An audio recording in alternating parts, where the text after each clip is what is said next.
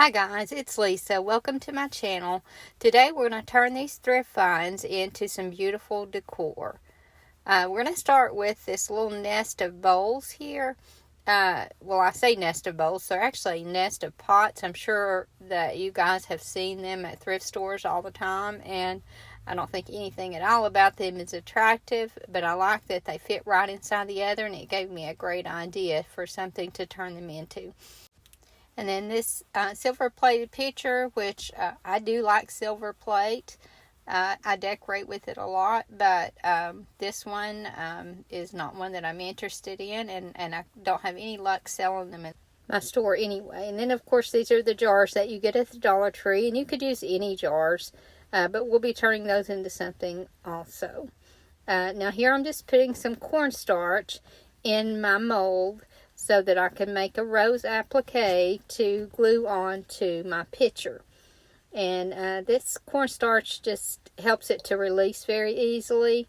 And so I'm just pressing this in to make my applique.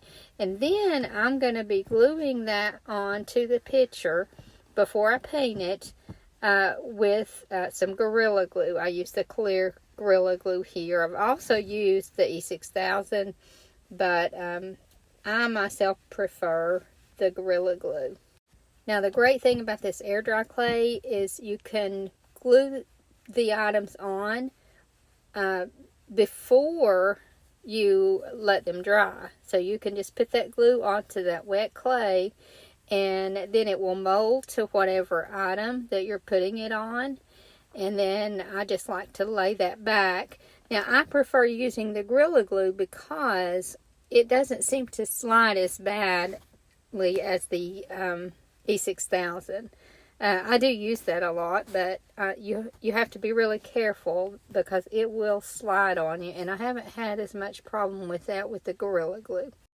So then after I glue that on, then I'm just going to let that piece dry overnight before I add any paint. And that little rose is just going to add some extra character to this piece.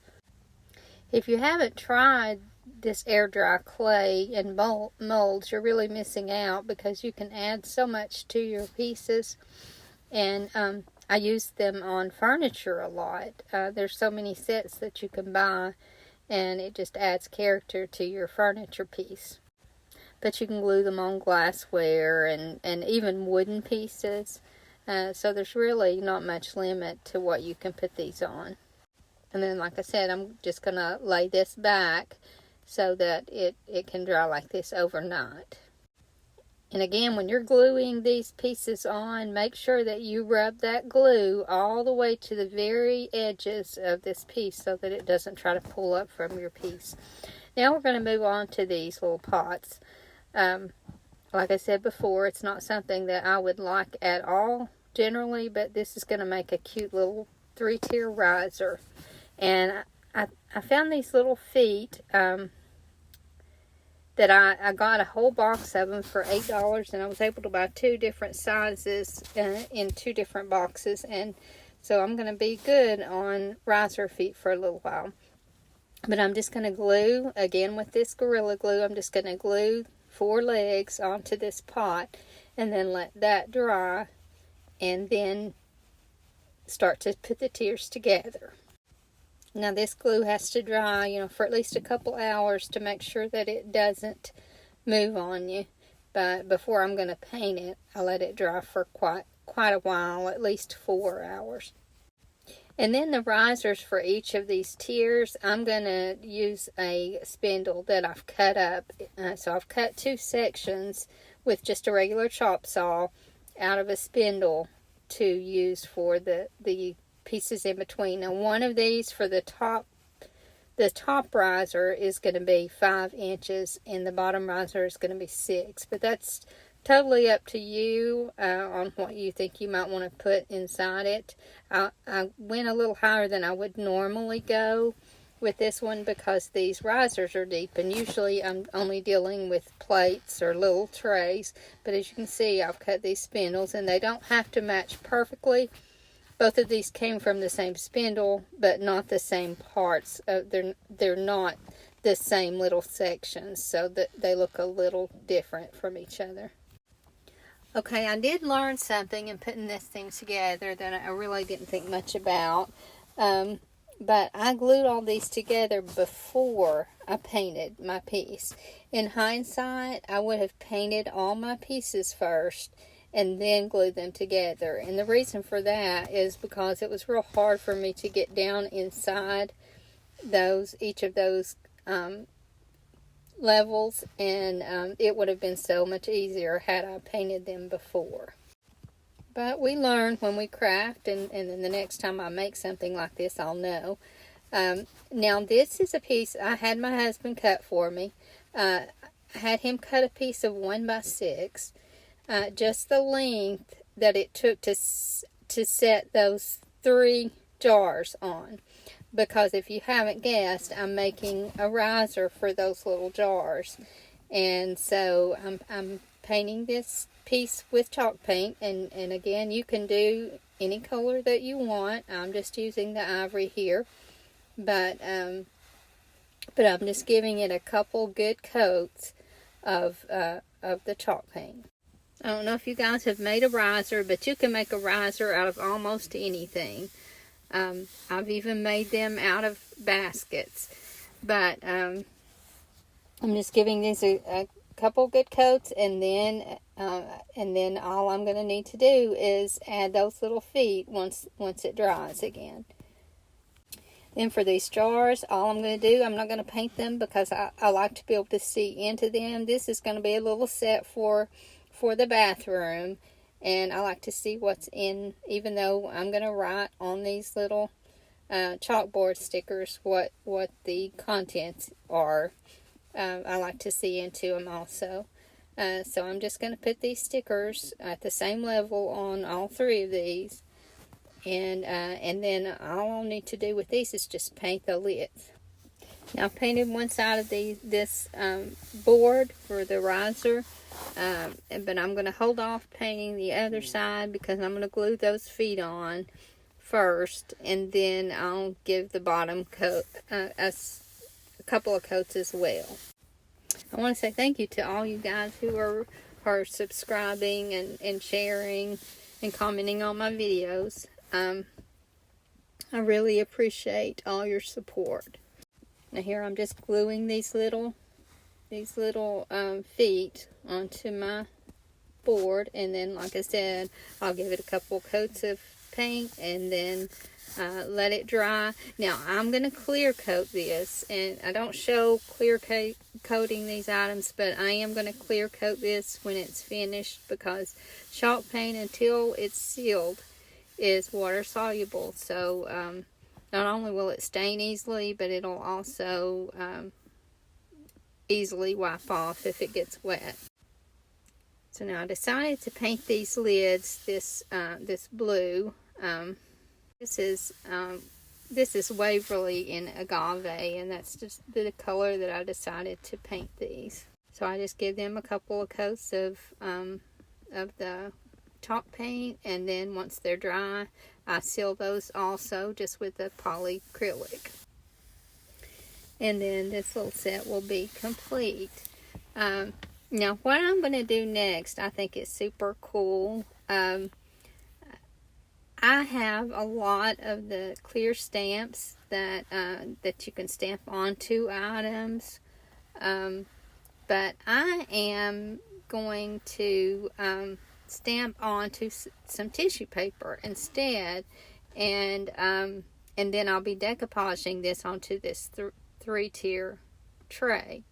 But you know how you can get a napkin, and it will have at least 2 plies, but this one actually has 3 plies, and I'm going to take 1 ply and stamp these stamps onto that 1 ply, so that when I Mod Podge that onto the tray, you won't even see the paper. It just virtually goes away.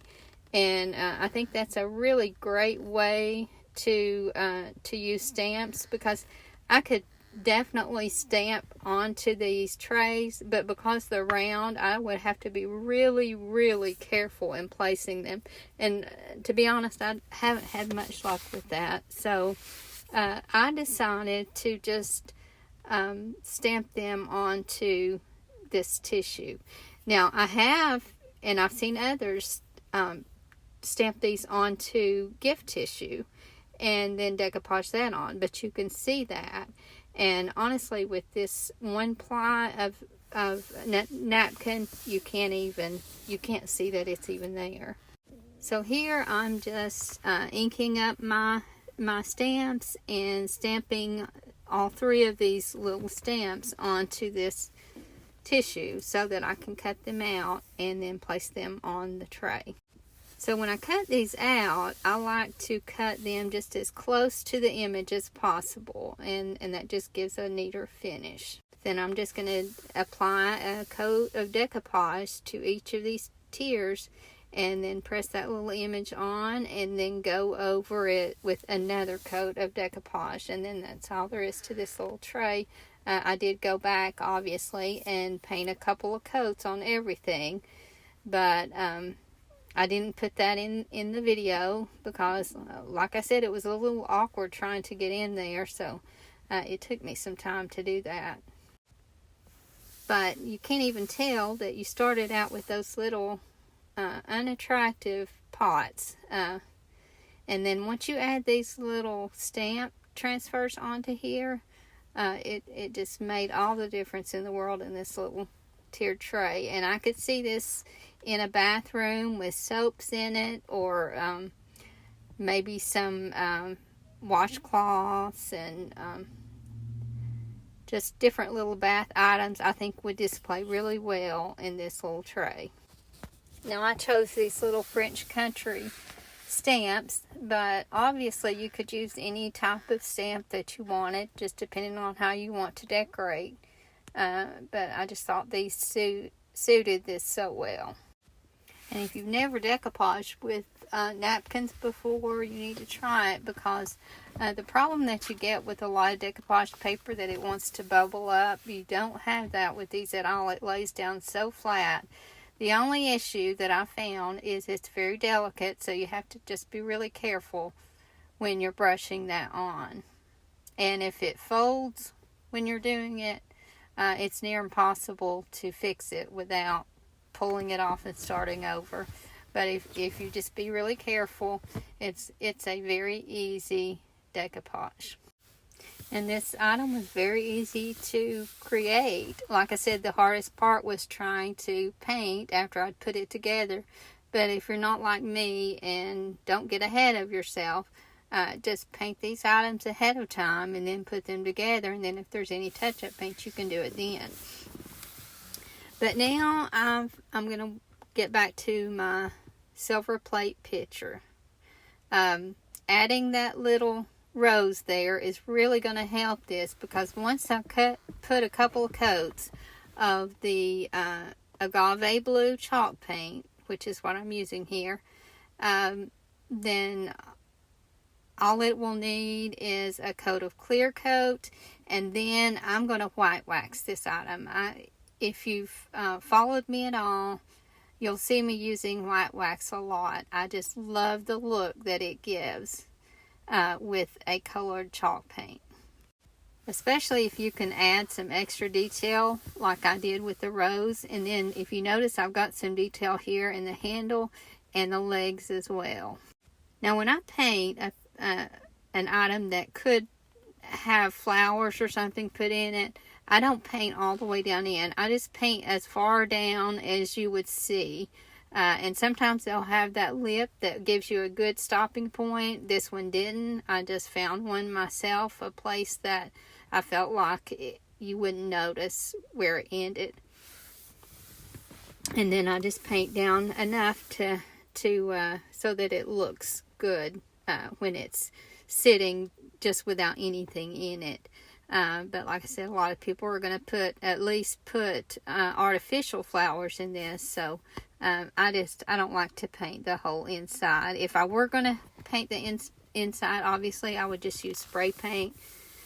but I don't like to have paint on the inside. And I'm just putting that wax into this detailed area and wiping it off, and then it'll stay down in the creases. And with this other, just kind of brush it haphazardly, and then you're going to be rubbing it in anyway. And there's no area for it to settle down into except the porosity of your paint.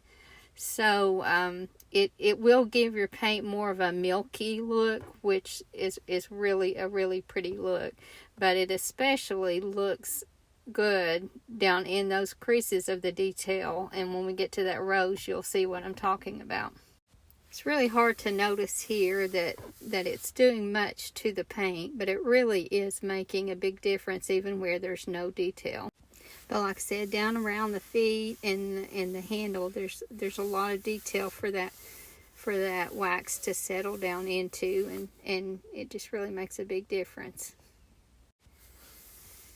Not only does it make a difference in the look though, but you're adding an extra layer of protection for this vase, because that wax really seals well. And then the last item of our vignette will be complete. And I think these items display well together. I could see them used in a bathroom. And I hope you've enjoyed this video, and I hope to see you in the next video. Thank you for watching, and have a wonderful evening.